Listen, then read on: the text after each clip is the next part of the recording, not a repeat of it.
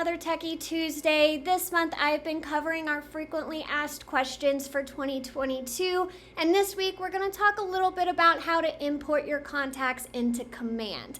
Now I'm going to show you here, I don't have very many contacts in this list. I'm only going to import 4 or 5 of them. Decided to create some fake names for this. I've got my list of people in here. Now in terms of exporting, if you did need to pull contacts out of other places, whether that be your phone or your email list or another database that you might have from a different job or anything along those lines, we can help you export those out. It's not something I'm going to cover today, so if you do need help with the actual exporting of those contacts, you're more than welcome to set up some time with us at letsgettechy.com, and we can help you with that side of it.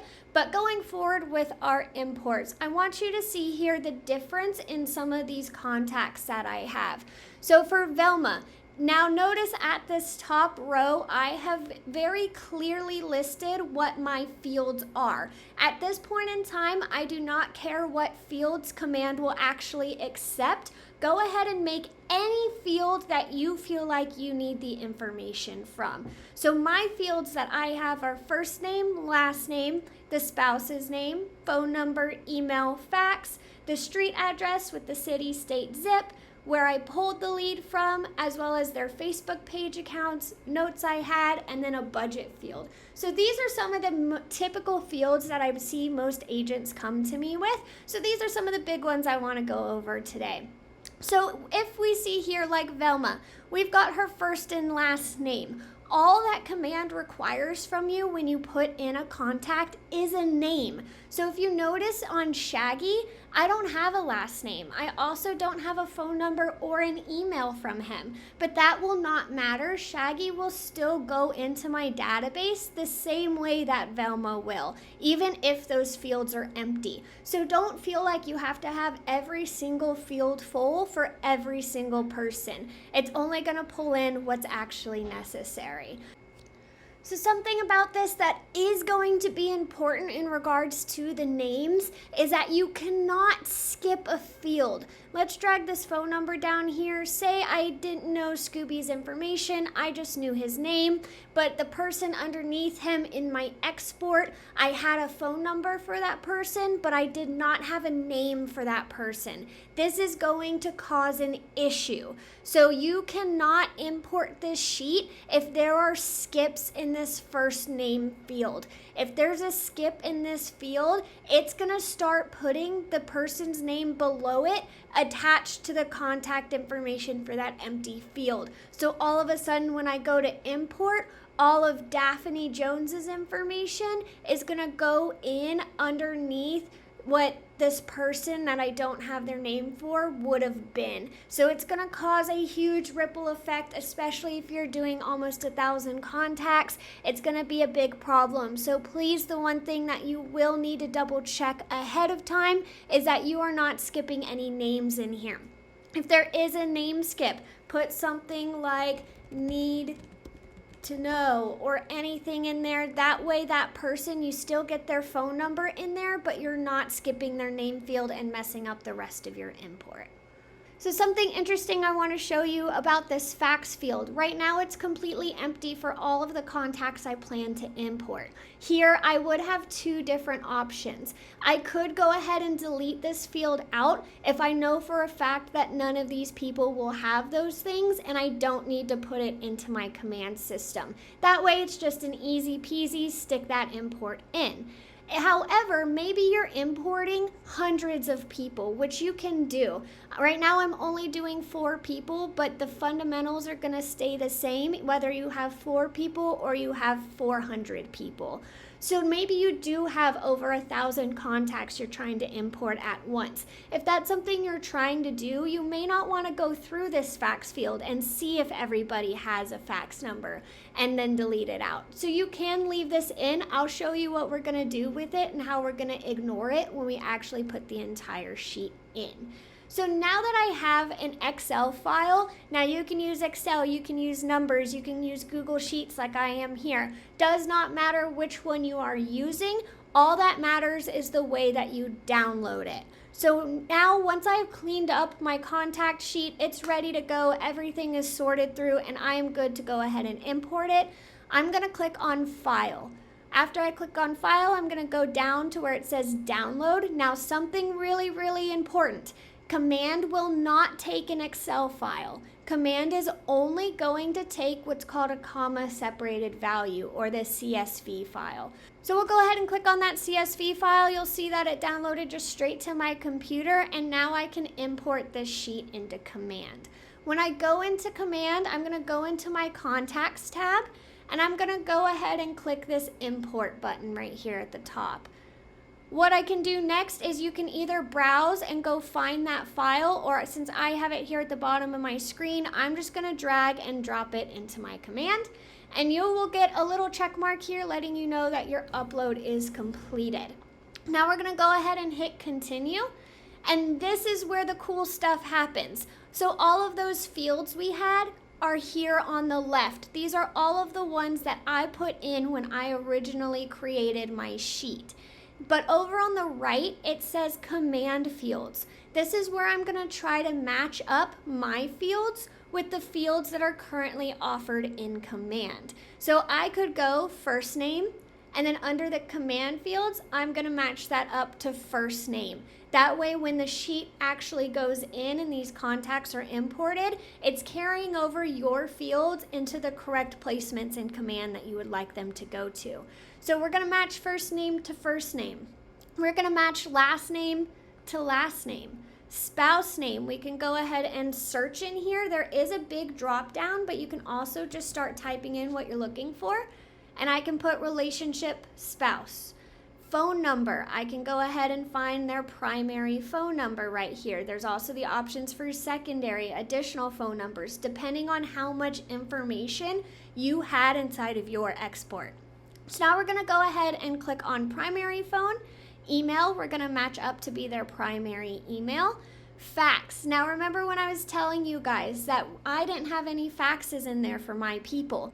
So since I don't need this fax field, I'm gonna go ahead and hit skip. So it is up to you if you do these skips and you delete them in your original sheet, or if you delete them while you're going through and importing it into command. So now I'm gonna go ahead and match up the rest of the information I have here to the correct fields. So my street name, I'm gonna put address, and we're gonna go ahead and do primary address line 1. Then we're gonna do city. Let's go ahead and match that up to city. We'll do state, and as you can see, there's primary, there's additional. So if you do have other addresses for this person and other fields inside of your export, then you can put in multiple addresses. One would just go under primary and the others would go under other. Now zip, same thing.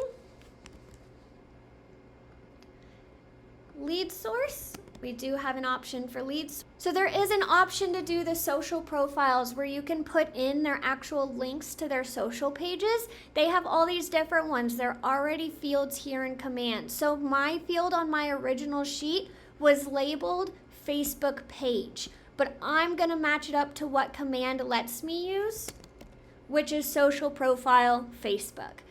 Notes, I can import my notes as well. And then budget, something interesting about this field. So I was saying for all of these others, they matched up with fields that command already has existing in it. Budget is not one of the fields that command automatically asks for when you input a contact. Therefore, I'm not going to be able to find it on my list here. It's going to tell me there's no options for a budget field. So how do I get that budget field or any special field that you may have? And so if you want to create a command field for it before you go into your import. Because right now I'm not going to be able to match this up. What I'm going to need to do is cancel out of that import in order to go into my settings. Now I'm going to click on my name at the top. I'm going to go into my settings. And this is something I suggest you doing before you put that import in the first time so that these are already ready for you. But I just wanted to show you guys what this would look like if you didn't do that ahead of time. So here we're gonna go under our command settings. We're gonna go under our contacts, and we're gonna go under custom fields. Now you'll see I already have one custom field in here. This is where you can add in any field that you want to that command does not already offer to you. So I'm gonna go ahead and create my custom field. I'm gonna label it budget, and then it's gonna ask what my field type is. Is it gonna be a drop down? Is it gonna be a date? Checkbox. So now that I have currency in here, I'm gonna go ahead and hit create. Now that I have my budget field in there, now good news, if you did forget to do it ahead of time, you can back out of that import and back into it if you needed to. You will have to rematch up your other fields, but at least you will still have that information and access to it. So we could go ahead and do import here. Again, I'm just gonna drag and drop it from my downloads. We're gonna continue, and now I'm gonna match up all those fields again. So I've added in all of those other fields I had already done earlier, but now I'm gonna go ahead and go back down to the budget field. Now remember, it didn't exist before, but I went back, added it in, and now if I search for budget, it's gonna be a field right there that I can now put information into. So once I've matched up all of these fields the way that I want to, we're gonna go ahead and hit continue. This is where it's gonna let you double check your work. So I wanna show you a couple of interesting things about this. So we'll notice here for Velma Dinkley, it pulled in her first and last name, as well as her email. Remember, we did not have a phone number for her. So because of that, the phone number is blank, but the email is filled in. We did have a lead source for her. I did have a Facebook page for her. I did have the address for her. So all of that came in together. Despite that we put the city, state, and zip separately, command pulled all that information into her primary address. So now we're gonna look at the budget field. So that is filled in with her budget. But now I wanna take a look at what happened to a couple of my other contacts. Just wanna triple check that everything's pulling in correctly. So then I can go and check on Shaggy. Now remember, I didn't have much information on him. All I had was his first name. I didn't have anything else other than I met him at the grocery store, but I forgot to grab his phone number. I forgot to grab his email, but maybe I know that he works at the grocery store. So that's something that I can always get later. I just remember that it is something I still need to do. So I go ahead and put him in here. So all that pulled over was my lead source because that is the only thing that I had for him there. So it doesn't matter if any of these boxes are filled in or not, it's only gonna pull in what is actually filled in. And now my last one I'm gonna look at is Daphne and Fred Jones here at the bottom with the spouse. So it added in Daphne as a contact for me, and then it put in Fred Jones here as a spouse for me. Once you're done, you've checked maybe the top 5 or 6 that you have in there to make sure it is going from field to field correctly. Then you can go ahead, maybe you are doing 1,000 contacts, you could just scroll down to the bottom, check the first few and check the last few. Everything in the middle should be correct if those are both showing up correctly for you. So after you've done your final checks, we can go ahead and hit finalize import. It's going to tell me that my contacts are being imported. It may take a minute, but while I'm doing this, I can refresh my page. So if you did have 1,000 contacts, every time you refreshed, you may see about 50 or so more being added into there at a time. So I'm going to go ahead and refresh. And I started with 5, and you see that 8 went in. I'm going to show you why that happened and where did my 4th person go? Why did they not get imported? So if I click on my notification bell at the top of my command, it's going to tell me I have partially failed imports. This is going to spit back out for me a report. If I click on this tap to download CSV file, I'm going to get that failure report. I'm going to go ahead and open it up. We can see that Scooby-Doo did not go into my contacts. And we have to go all the way to the other side because it pulls in all of the command fields that you may have had something in. And it's going to be all the way at the end, and it's going to tell you validation error. So right now it's telling me this primary phone number is already in use. So, and then it's telling me name should not be null or undefined. If I go back over, we'll see here that it's telling me null or undefined because there is nobody in that. So I want to show you what happened with Scooby and why it didn't pull in, why it told me I had a duplicate phone number on file. If I go here for my contact for Eileen, you're going to see that I already had that phone number in here underneath Eileen's contact. So the system is telling me I'm trying to add in a duplicate person. I'm trying to add in a phone number that already exists for someone else. Now that contact may be the same person, may be a different person, but now you have the ability to go in and check on that single failed import manually, knowing why it didn't go in. So you can analyze and see exactly what happened there. Good news is if you are doing about 1,000 contacts, maybe you pulled them from your MLS. Some of those people you may have already had in your command database. So when you're going to import your MLS contacts, you do not need to worry about deleting them out of that Excel file first, because you're going to be able to get that failed report, and it's not going to take in anybody who has a duplicate phone number or a duplicate email. Now this is just the very basics of importing a contact. Maybe you did an event and you just have a couple of people to pull into your system.